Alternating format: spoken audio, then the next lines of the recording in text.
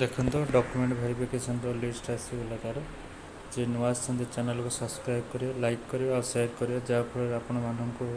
ये नुआ update video नहीं कि आसवे ये चैनल सहित जोड़ी रुहतु। केतबले वेरिफिकेशन टाइमिंग अच्छी the list of candidate post of initial appointment teacher who are required to attend the verification is published where here with the district in which the document are to be verified and tested for verification of document are mentioned in the list. The verification will be conducted 7:30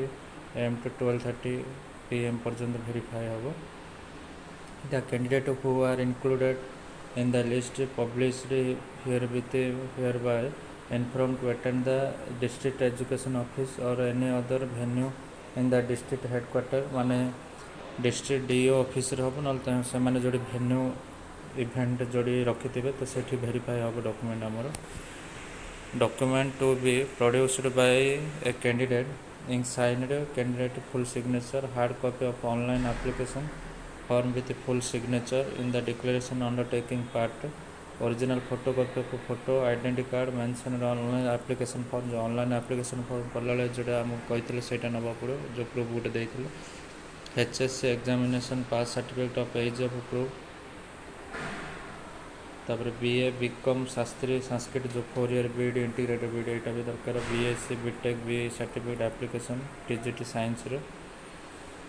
original bachelor degree सब original document भी नहीं कि जीवा पड़े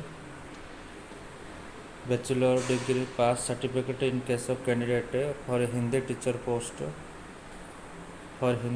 post original certificate of राष्ट्रभाषा रत्न और शास्त्री सबुड़ा नहीं जीवा पड़े जदि तेलुगु है original BA with Telugu pass certificate in case of Telugu for teacher original intermediate +2 or equivalent examination pass certificate in case of candidate for PET post mark list of the aforesaid examination is as applicable for each post mark list नवा पड़े OSS TET certificate सहित दरकार OSS TET pass certificate does not indicate with the subject category original conversion certificate from the concerned university or examining body indicating an actual numerical equivalent percentage of mark and conversion formula जोटा कि आमर बाहर university गुड़ाक था conversion certificate change कर mark list आने ग्रेडेसन था तो mark list convert करके से एफिलिएशन एनसी सर्टिफिकेट आने पड़े original caste certificate of birth from claim ST SC SCC SCBC एगुड़ाक आपण को दरकार ओरिजिनल जोटा कि 3 वर्ष भितर वैलिड थी पड़े आपणकर 3 वर्ष नथिले भी किसी असुविधा ना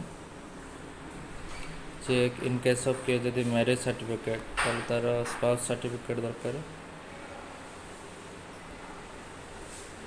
जे जॉब कर तो no objection certificate requirement two recent size photo जोटा ओरिजिनल डिजेबिलिटी सर्टिफिकेट जे PWD candidate discharge certificate of ex serviceman issued commanding officer of unit last served जो मैंने तार एक्स सर्विसमैन तार सर्टिफिकेट भी दरकार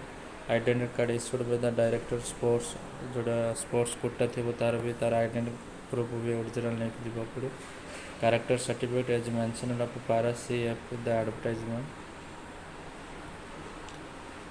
document to return by DEO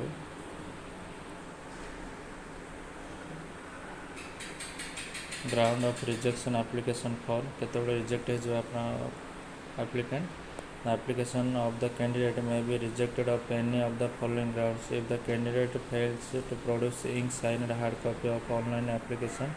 from which with undertaken at the time of verification. जदि आपण application form declaration जो print out बाहर करते से नॉन भी रिजेक्ट हो fails to produce any original document as listed of para 1 of the notice as well as those mentioned in the advertisement.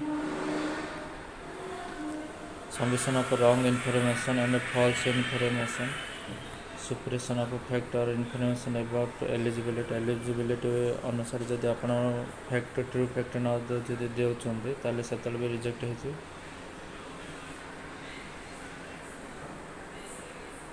that the list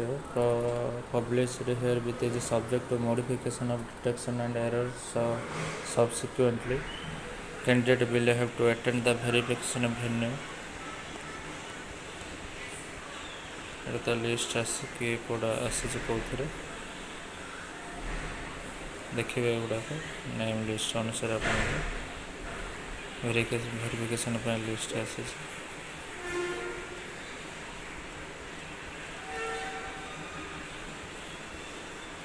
सब गुड़ा देखिए list आसी जाए